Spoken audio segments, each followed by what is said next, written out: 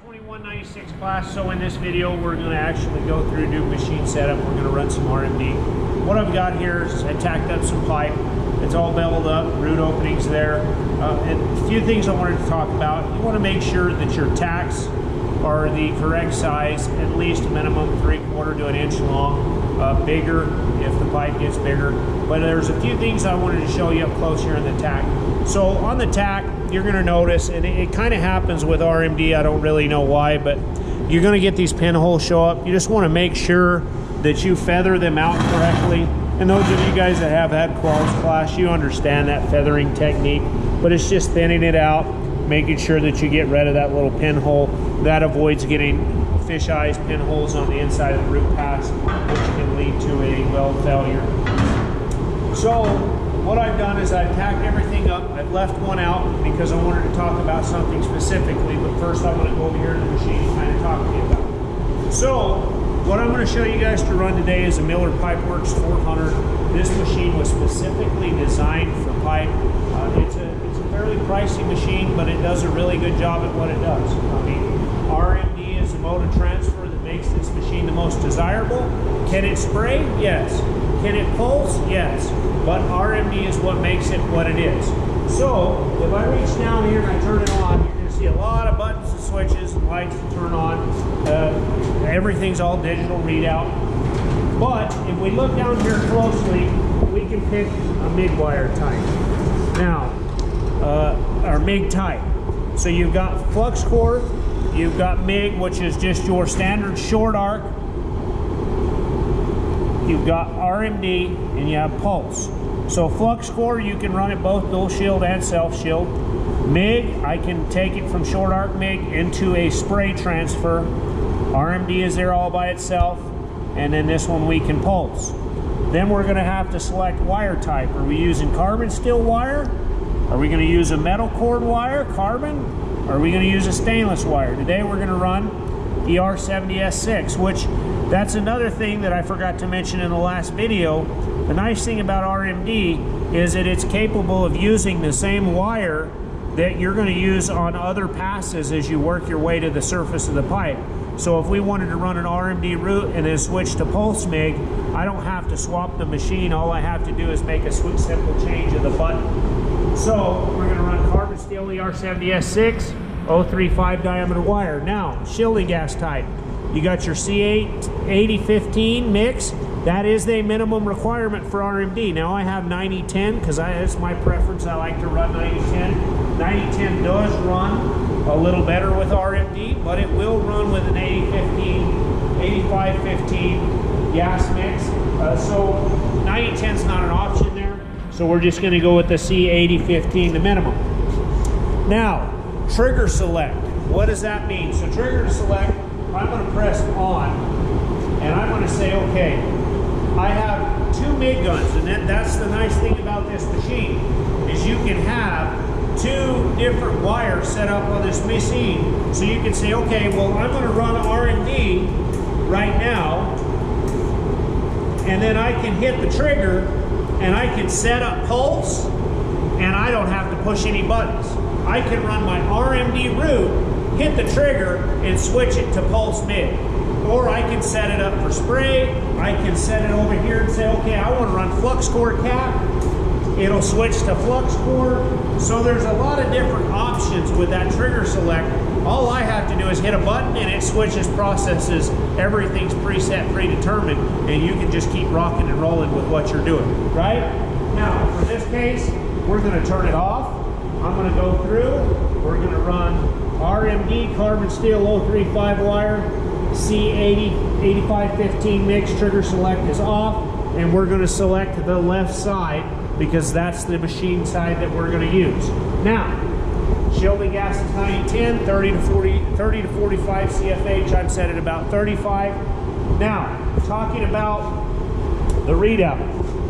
What you notice, and it's very similar to pulse MIG. So it's a short arc motor transfer, but the readout is very similar to pulse MIG. You're going to pick your arc length again. And once again, I tell you, this machine's a little different than the 350P. So my max is 3, my min is 0, or 3. So guess where I'm going to go? I like, and I'm going to pick at about 1.5. I like 1 to 1.5. Now, what is that going to do for me? That's going to change your penetration. That's going to change your force. ArcLink is always force. ArcLink always controls voltage.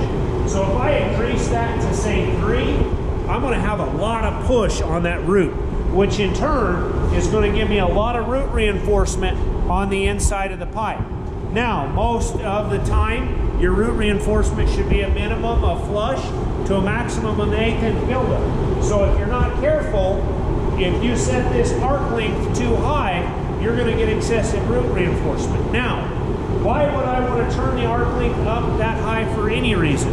The only time that I would run my ArcLink that high is if I was forced to deal with some tighter fit up, a tighter root opening than what I would want, then that may be when I start to increase that ArcLink. But because I fit the pipe up, I've got it in my happy place. It's right where I like to weld.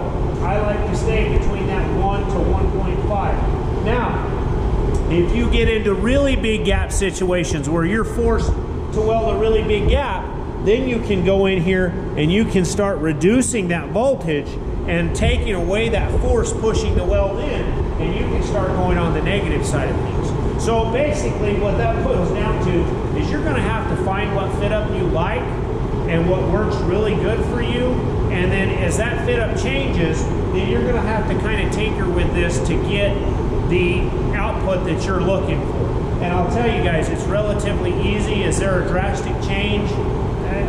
Not hugely, but it does change things, I will promise you. So we're going to go ahead and set it where I like it. I'm going to set my wire feed speed to about 200.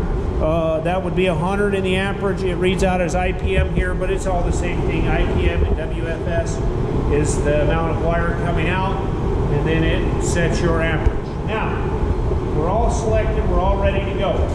The one thing I want to talk to you guys about, when you're running a weld, and you guys have welded enough, you're always going to have a puddle.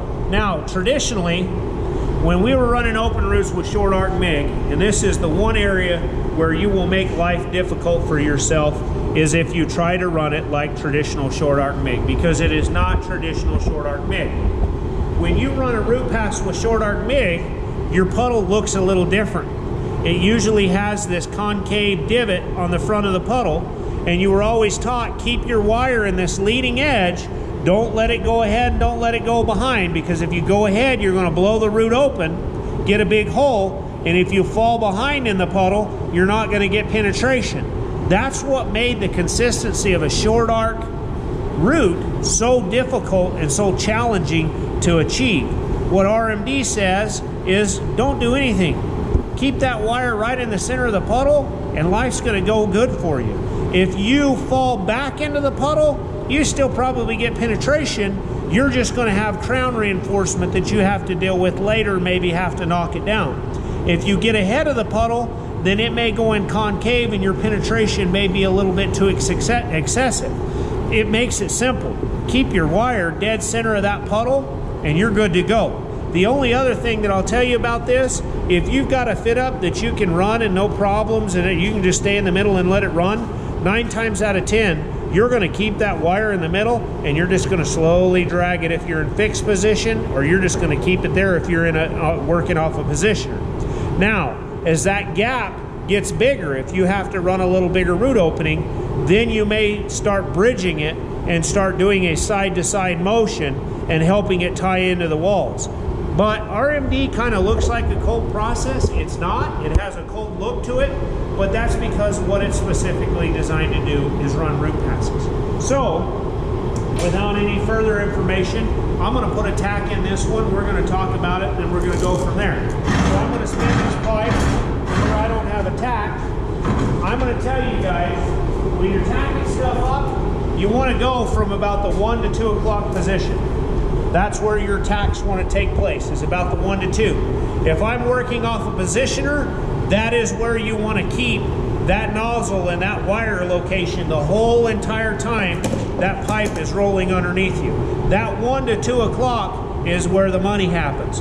You get down here or you get up here, you might start running into issues. So you always want to keep everything at this 1 to 2 unless you have to do a fixed position, and in that case it's always downhill. But we're going to do our tack in there at 1 to 2.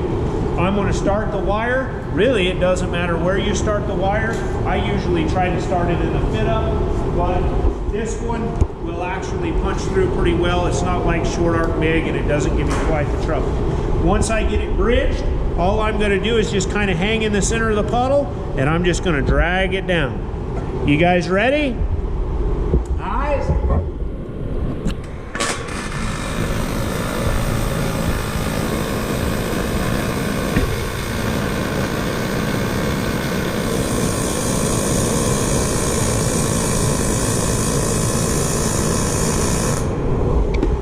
Okay, so now I did some things different. Looking at the outside face of the weld, do you guys notice this thing lays in there pretty flat? The tie-in on the walls of the bevel is pretty good. There's not a lot of crown to deal with it. Once again, we have that pinhole at the end of the tack that I told you is going to happen. Just make sure you feather it. Now, if you look inside in here in the piece of pipe, I'm going to try to give you some light there. You're going to say, man, the root penetration is just way consistent. MIG, I would have never been able to get that. That's that RMD work. If you hear the sound, you can kind of hear the difference. So I'm going to do a few things. This one, I'm going to give it everything I was giving it, and I'm going to go from that 1 to 2. I'm not going to feather it for time purposes, but I'm going to kind of try to fall back into that puddle, and I'm going to hold it back.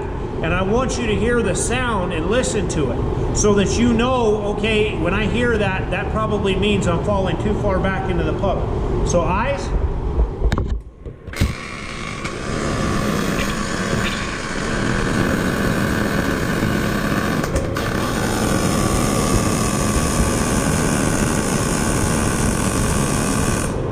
Okay, can you hear that kind of spitting? It's not that crisp buzz sound. It kind of pops and it kind of spits. And if you look at the penetration on the inside, I mean, it's still glowing orange. Go ahead and check it out. It's way excessive. And that's because you're just taking it too slow. You don't need to. Stay in the middle of the puddle and let it ride.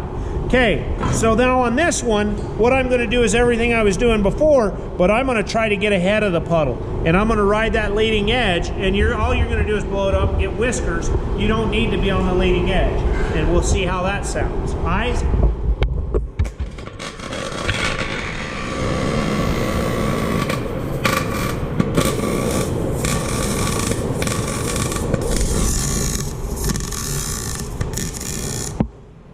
Okay, so if you look in there while it's still glowing, what do you got? You got excessive penetration, maybe some whiskers sticking through. I'm going to tell you guys, this machine is easy to use.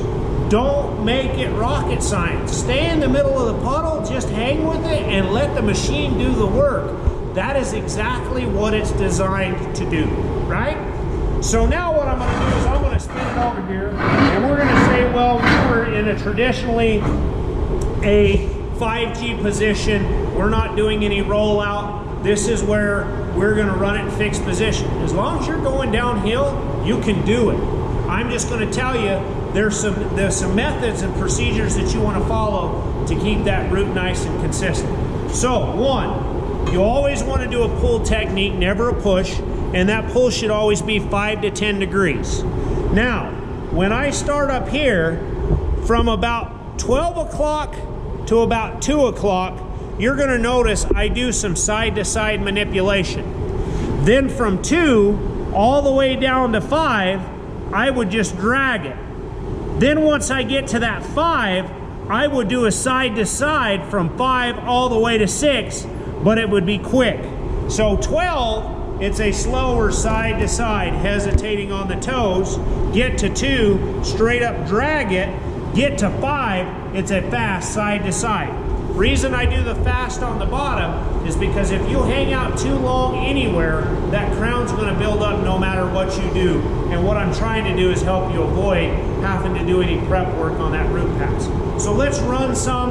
I'll make one transition from the 2 down to the just regular drag, and then we'll go with the next video here in a little bit. Eyes?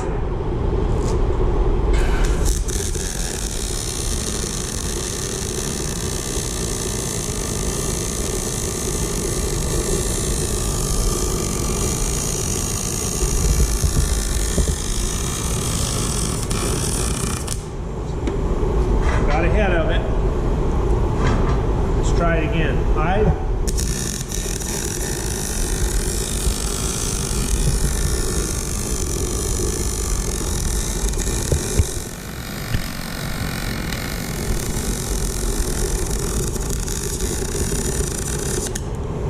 Okay, so I'm finding, hey, it's blowing open too much on me. What do? I'm gonna take some of the force away because maybe my gap is too big. We're gonna try it again. Eyes?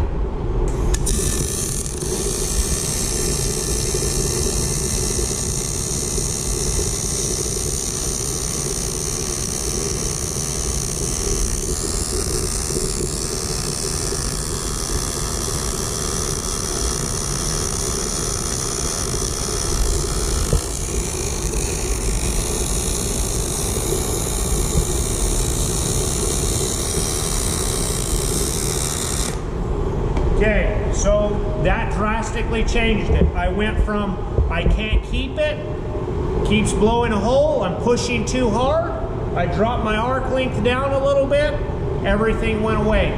Next video, we're gonna run a positioner, do some work, run a root pass, we'll talk about it. See you guys in the next video.